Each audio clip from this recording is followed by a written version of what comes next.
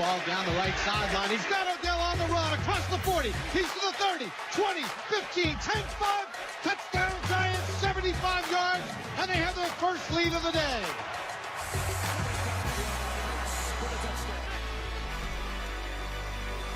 Caught by Odell. He's racing across midfield. He's to the 40, 15, 10, 5. Touchdown Giants. Oh, baby, is he good.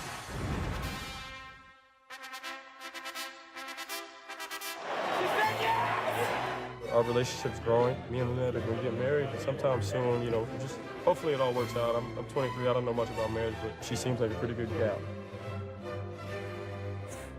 Oh, Lord. On his best statistical day as a professional, OBJ was flagged for an unsportsmanlike conduct penalty for taking off his helmet while celebrating on the field after the game-winning 66-yard touchdown. Ryan Clark in the house. Good day, kind sir. What's up, guys? How y'all doing? Happy belated birthday, bro. Thank you, brother. Yes. Same to you, my man. Sir. Yes, sir. What, you 42 now? 49. And I wish Man, I was, you look good, and I wish man. I was 50. I'm approaching 50, bro. Let me tell y'all something right now. What did I just say? I have no problem getting closer to retirement. It don't bother me. You are not slowing down. That is a lie. Don't lie to the American people. Swear to You're you, just getting started. I didn't say I would stop, but I like getting to that age. I don't mind getting older. I really don't. Anytime someone has a problem getting older, just remind them. It beats the alternative. No doubt. There you go. No question. There you go. No doubt. Let's roll. All right, Ryan, how do you feel about Odell Beckham Jr.? I feel the same way I felt about him week 2, week 3, when everybody was coming down on him. Oh, Odell, you have to stop behaving this way because you're hurting the offense. Well, he wasn't throwing interceptions. And I've come on this show many times and talked about my issue with the New York Giants offense wasn't Odell's behavior. It was Eli throwing interceptions at inopportune times. Now, he still threw 2 yesterday, but he came up with the big plays late. Odell Beckham, the only issue I have with him yesterday is the 15-yard penalty for taking off his helmet, because that actually hurts your team. You score with 90 seconds left to go in the game. You don't want to give 15 more yards of field position to a team that's trying to drive and win the game.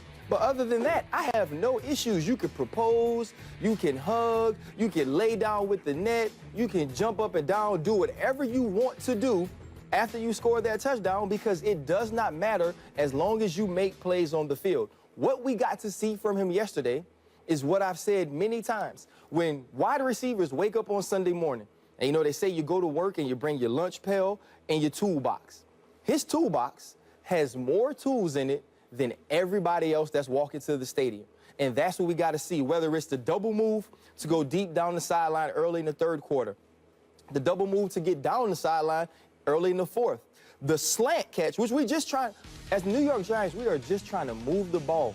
It's 4th down. We just want to move the ball. He's one of the few receivers in the league that when he's one-on-one with that free safety in the middle of the field, he knew he had no chance. I knew he had no chance. Everybody at MetLife Stadium knew he had no chance to stop Odell Beckham Jr. And that's what we saw. As far as his talent goes, it's unquestioned. The way he can produce on the field, there's no question. We were complaining about his first 3 weeks. He was 4 yards away from where he was last year in the All-Pro season. Odell Beckham Jr. right now is the premier talent at the wide receiver position. We can talk about his antics off the field. The one thing I know is when he gets in front of the mic after the game, he doesn't talk about Eli Manning. He doesn't talk about Ben McAdoo. He talks about winning games and trying to fix himself and be better for the team. And I can deal with that. We're on the same page, except you're rushing past the 15-yard penalty. Odell Beckham Jr., I've been saying, he's the most talented wide receiver in football. But people who dispute that he's the best bring up the behavior. That's what is brought up. Now, do I have a problem with him being emotional? Not at all. You're right. He doesn't blame anybody at the post-game presser. I don't have a problem with the antics, with the even hitting the net, whatever. Hit him in the face. You get what you put it out there, you got it back. And then hugging it out with the net. To me, that's fine. It's all fun and games. Him being emotional, that's all good. He needs that emotion. That's his mojo. That's his juice to get going. That's not a problem. But in a tight game, oh, by the way, that slant that he ran for the touchdown came right after Larry Donnell pulled a move that the kid from Louisville pulled. Instead of going for the first down, went out of bounds. When a kid in college does it, I'm not going to kill him. But when a veteran tight end does it in a game you have to win, that's a problem. And Odell made that go away with that play. But everybody knows you can't take off your helmet. Everybody knows that. And he took it off anyway. And it could have cost them the game. And I can't get past that. I already know he can ball. I've been saying he's the best. He's the best. Impulse control. Norman last year. The Norman game again this year. Xavier Rhodes with the Vikings. It kept happening. And this is... Now, it could have cost them the game. If he does it, he embarrasses himself, whatever, I have no problem. But when it's 15 yards in that situation where everybody knows the rule, you can't just run past that. I got no problem with the Okay. I have a problem with his impulse control. I know we're going to Stephen A. Difference between that and Antonio Brown twerking the first week, right? And then coming back and doing it again. Because Antonio Brown is not a guy we focus on as being that way. We love his smile. We put him on ESPN commercials. What's the score at the time? We don't talk. It doesn't matter about the score. It does matter. It goes to the same point you're making. Impulse control. He knows he can't do it. No, time and place. If you know it's a tight game and field position could determine it, and one score could determine it, and you do that, that's either dumb, and I don't think he's dumb, or you can't control your impulses. That's different if you're winning in a blowout. Do whatever you want. What do I care? Stephen A. You're being overly dramatic. The fact of the matter is that we all know that you don't put yourself in a position where you find yourself getting penalized, particularly when Baltimore could be in a position to win the game because you put them in a position because of an unsportsmanlike contact. We understand that. But you're being overly dramatic because you're saying that one thing just shows me blah, blah, blah. First of all, I'm not so sure he's the best receiver in the game. I know he's got great hands. I know he's got great speeds. I know he's electrifying and all that stuff. But Antonio Brown with Julio Jones, I'm not ready to give that up as of yet. Premier talent. I was talking to him. I was talking to him. I was talking to him. If he's not, it's because of stuff like this. I'm just saying. Oh, listen. Well, you could say it's stuff like that, and that definitely plays a role. But I think ultimately, all of that means is that, again, when you talk about the best receivers in the game, I saw Richard Sherman get away with a flagrant pass interference. Otherwise, Julio Jones would have caught that pass. But that's a different subject for later on in the show. My point to you is this. The reason why I disagree and the reason why I think you're being overly dramatic is because I think that as a Giants fan, you're not looking at the tremendous upside of what has been transpiring over the last couple of weeks. Because of the news that Odell Beckham made, because of all the wrong reasons, it has put a spotlight on the New York Giants, their doldrums as an offense with Ben McAdoo and whatever he's bringing or not bringing to the table. And as a result, it has forced them to get the ball more to Odell Beckham Jr. He's got 2 touchdowns in the last 3 weeks. I mean, he had 222 yards with 8 receptions yesterday. 3 times over the first 6 games, he's got, caught 50% of the passes thrown in his way, 72%, 80% yesterday. I'm saying to you, one of the people who was flying under the radar was the inept performances of Eli Manning. He wasn't throwing the ball effectively enough. We weren't talking about him enough. Why? Because he does the opposite of Odell Beckham Jr. He's composed. He conducts himself the right way. He's the consummate professional. He's very reliable, et cetera, et cetera. And because of that, we didn't focus on his inept play nearly as much as we should have. But when Odell Beckham Jr. started acting up, ultimately, he's a wide receiver. He's a diva. He wants the ball. That's probably going to make him happy. It'll probably inspire him to play even better and to conduct himself, for the most part, better. And as a result, it may lead to you winning what happened yesterday. That's exactly what happened Odell Beckham's talent, unfortunately for him, or maybe fortunately because it means he's reached superstar status, is taken for granted. I expect him to do incredible things every week. That's what happens. That comes with the territory when you're the best. When LeBron James balls out, you're not like, oh, wow, look at that. LeBron James is great. Yeah, duh, he's supposed to be great. It's when he doesn't ball that it's a story. Odell Beckham Jr. is that kind of sensational athlete. When he's quiet in terms of his production, you're like, whoa, what happened? But when he makes spectacular plays, right, that comes with the territory you expect it. What you hopefully don't expect, and what could stop him from being the next Jerry Rice, it's not the work he puts in or anything like that. It's handing the other team a gift. Right, That's what holds you down. Max, it's the first thing I started with. Listen, that is my problem with yesterday. You can't take your helmet off and penalize your team. But you mentioned the Xavier Rhodes. You mentioned Josh Norman early this year.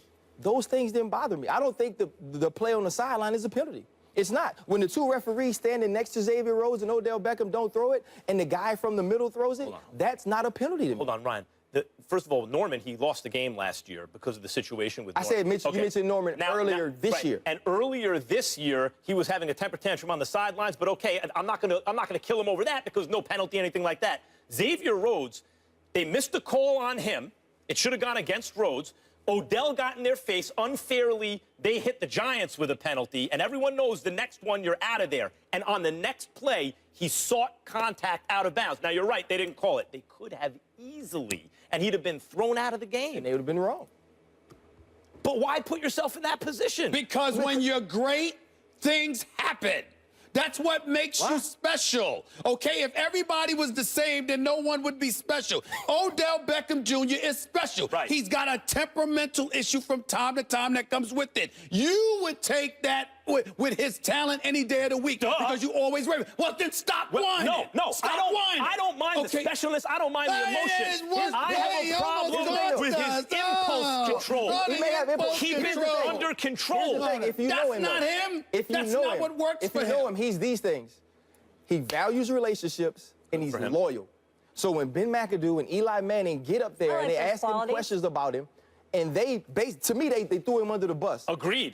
He never got on the mic and said anything about those people. All he said is, I need to work on me. Brian, you're talking about what's commendable about it. There's a lot commendable about Odell Beckham Jr. That's not why I'm upset. I'm focusing on the 15 yards that could have cost him the game. All right. It's been fun, folks. We got to go to break now. Larry Brown, call him Larry Brown for now. Larry Brown actually complained about Allen Iverson not playing the right way when he dropped 58. That's Max today. That's All right, let's get our first The Giants would have gone 2-4. Enough of you all. We want to know what you guys think. Which reaction do you have the biggest issue with from the NFL on Sunday? The Cam postgame presser, Richard Sherman tirade, or OBJ taking his helmet off after scoring the go-ahead touchdown? We'll share those results a little later in the show. Listen to this, folks. You can win a chance to debate Stephen A. and Max right here on national television. We're going to pick two winners, fly you to ESPN headquarters in Bristol, Connecticut.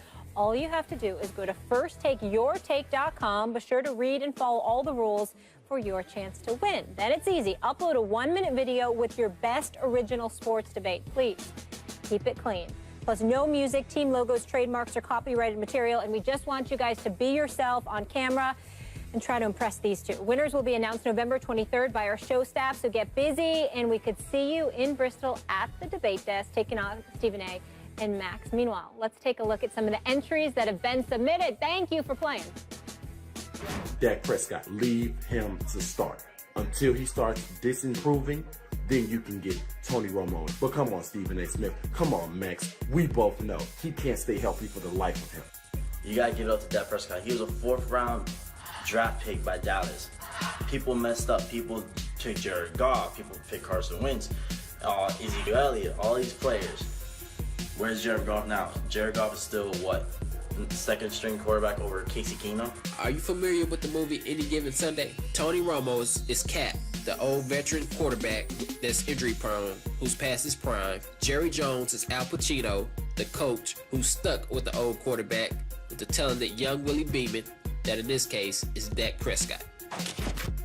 I love it. You guys are killing it, and the outfits are clean. They're dressing better than you.